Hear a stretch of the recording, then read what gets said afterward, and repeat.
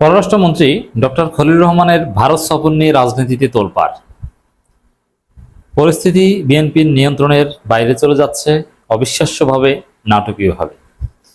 দর্শক, আপনারা জানেন যে আমেরিকা এবং ইসরায়েলের দালাল আমেরিকা নিযুক্ত বাংলাদেশের পররাষ্ট্রমন্ত্রী এবং 12 ফেব্রুয়ারির মেটিকুলাস ডিজাইন ইঞ্জিনিয়ার্ড ইলেকশনের অন্যতম কারিগর, সে লন্ডন কেলেঙ্কারির অন্যতম আয়োজক হোতা ডক্টর খলিলুর রহমান, যিনি ইহুদিদেরও দালাল, যার শালীর জামাই ইহুদি। বিএনপির কাছ থেকে প্রাপ্ত তথ্যের আলোকে বলছি, আমি এটা ভেরিফাই করিনি, কারণ বিএনপি বলেছে, ক্ষমতাসীন দল। এই যে ইসরায়েলের দালাল, আমেরিকার দালাল, এগুলো বিএনপি আমাকে শিখিয়েছে। যখন তিনি অন্তর্বর্তীকালীন সরকারের উপদেষ্টা, তখন বিএনপি আমাকে শিখিয়েছে এবং অনেক ছবি টবি আমার কাছে অনেকে পাঠিয়েছে। এই আমেরিকা ইসরায়েলের দালাল খলিলুর রহমান ভারত সফরে গেছেন। ভারত সফরে গিয়ে তো বেকায়দায় পড়েছে এবং ভারত সফরে যে বিএনপির গোমর ফাঁস হয়ে গেছে। গোমর ফাঁস হয়ে যাওয়ার পর পরিস্থিতি বিএনপি আর সামাল দিতে পারছে না। দর্শক, ভারত সফরে গেছেন, এদিকে খবর ছড়িয়েছে যে তারেক রহমান দিল্লিতে, বাংলাদেশের মেইন স্ট্রিম মিডিয়াগুলো, যমুনা টিভি, ইত্তেফাক, সবাই রিপোর্ট করেছে যে তারেক রহমানের দিল্লি সফরের দিনক্ষণ চূড়ান্ত এবং তারেক রহমানের বিদেশ সফর শুরু হবে ভারত সফর দিয়েই। এবং আমার যেটা মনে হয় আসলেই এরকম সিদ্ধান্ত হয়েছে, কিন্তু বাংলাদেশের জনগণ বিষয়টা খুব নেগেটিভলি দেখছে এবং তীব্র প্রতিক্রিয়া শুরু হয়েছে, যার ফলে বিএনপি এক পর্যায়ে অস্বীকার করা শুরু করল, না না, এরকম কোনো কথা হয়নি, এরকম কোনো সিদ্ধান্ত হয়নি। অথচ আমাদেরও তো কিছু কূটনৈতিক সোর্স আছে, আমাদের সমস্ত সোর্স এটাই বলে যে আসলে সিদ্ধান্ত হয়েছিল। পরে জনমত দেখে সেদিকে যাওয়ার সাহস করেনি, কারণ এমনিতেই এটা এস্টাবলিশ প্রায় হয়ে গেছে। জামাত, এনসিপি মানুষকে বিশ্বাস করাতে পেরেছে যে ভারতের হাত ধরে বিএনপি ক্ষমতা এসেছে, ভারত বিএনপিকে ক্ষমতায় বসিয়েছে, ভারতের এজেন্ডা এখন সার্ভ করছে। কারণ সেখানে তারেক রহমানের বিদেশ সফর যদি হাসিনার মতো ভারত থেকে শুরু হয়, এটা তারেক রহমানের ধ্বংসের কারণ হতে পারে। যার ফলে সিদ্ধান্ত হয়েছে, এটা একটা দিক হচ্ছে যে ভারতকে বোঝাতে পেরেছে, না আমরা তো তোমাদের কথা মতো ভারত আসতে রাজি হয়েছি।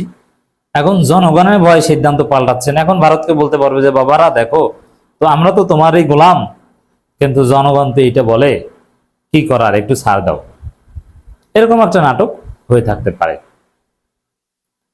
তো দর্শক, বিএনপি দেখছে এই যে বিএনপি ইচ্ছা মতো তারেক রহমান ভারত সফর দিয়ে শুরু করবেন, কিন্তু পারছেন না, এখন পিছু উঠতে হচ্ছে, মানে পরিস্থিতি বিএনপির নিয়ন্ত্রণের বাইরে।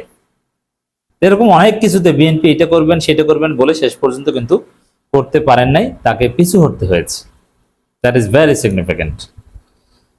তো দর্শক, এই সফরে যা দেখছি সবগুলি হচ্ছে নাটকীয়তা, যার কোনো তাৎপর্য নাই, যার কোনো ভ্যালু নেই, এবং যেটা ভারতের এজেন্ডা এবং ভারতের পারপাস সার্ভ করা ছাড়া কিছুই নেই। কিন্তু বিএনপি পন্থী মিডিয়াগুলোর মাধ্যমে এমনভাবে রিপোর্ট করানো হচ্ছে, মনে হয় জন্য বিশাল কিছু, কিন্তু এগুলো সব ফাঁকা খালি করছে।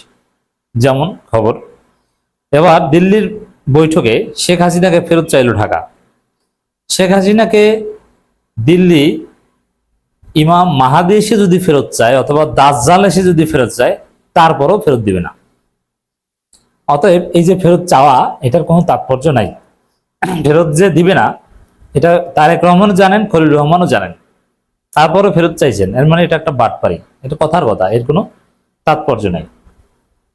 আপনারা দেখেছেন মানব জমিনের রিপোর্টে, যারা না দেখেছেন তাদের অবগতির জন্য জানাচ্ছি, শেখ হাসিনাকে মোদি কাতারে পাঠানোর একটা পরিকল্পনা করছে, যে কাতারে থাকেন, ভারত থাকা দরকার নাই, কারণ ভারতে থাকলে ভারতের সাথে বাংলাদেশের সম্পর্কের ক্ষেত্রে এটা একটা চ্যালেঞ্জ, এটা একটা বাধা।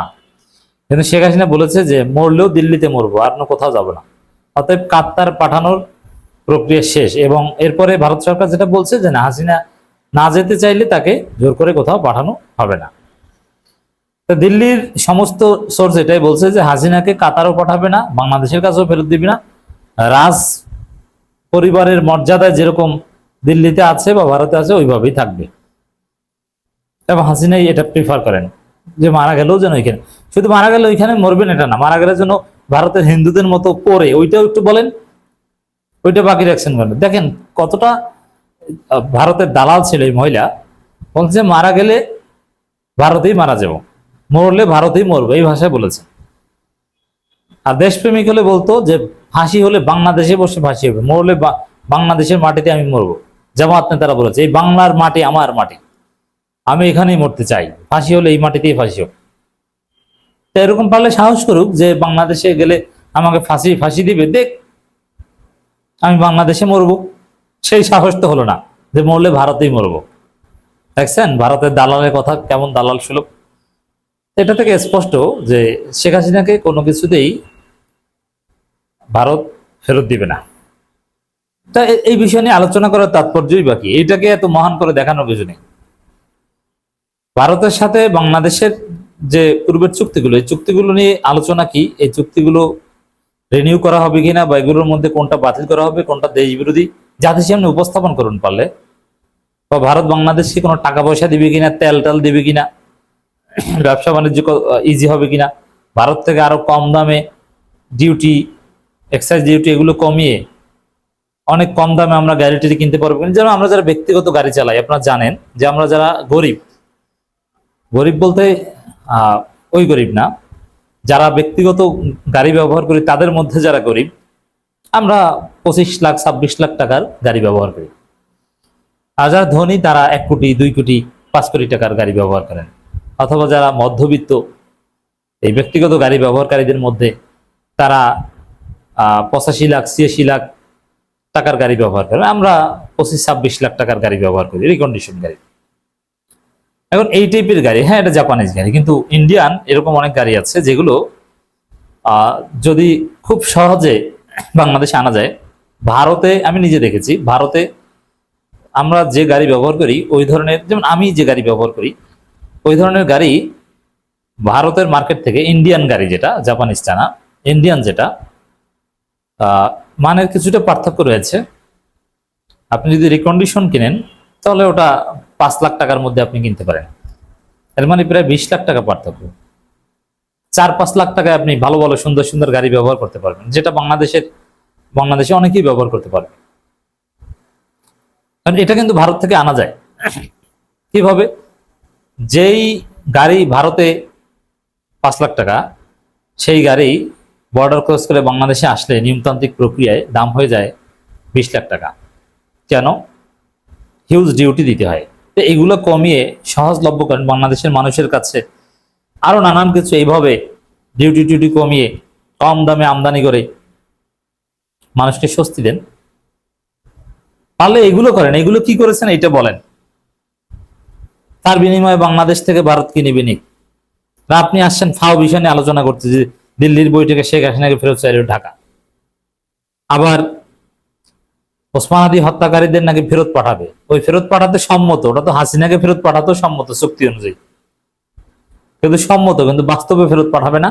এখন পর্যন্ত কনসুলার অ্যাক্সেসই পায় না, কিসের ফেরত পাঠাবে? এগুলো ভারত নাটক করছে। বিজেপি সভাপতিকে চিঠি দিয়েছেন তারেক রহমান, এবং জয়শঙ্কর বলছে বাংলাদেশ ভারত সম্পর্ক জোরদার, দিল্লিতে ফলপ্রসূ বৈঠক হয়েছে। কি ফলপ্রসূ বৈঠক হয়েছে ওটা আর বলতে পারেন না। এক কথায় যদি বলি, ভারতের সাথে সম্পর্ক বিএনপি হজম করতে পারবে না। বাংলাদেশের জনগণ বিষয়টা ভালোভাবে নিচ্ছে না। এই কারণে তারেক রহমানের ভারত সফরের ডেট ঠিক করে এখন আবার বলেন যে ঠিক করিনি। এর মানে পরিস্থিতি আপনাদের নিয়ন্ত্রণের বাইরে।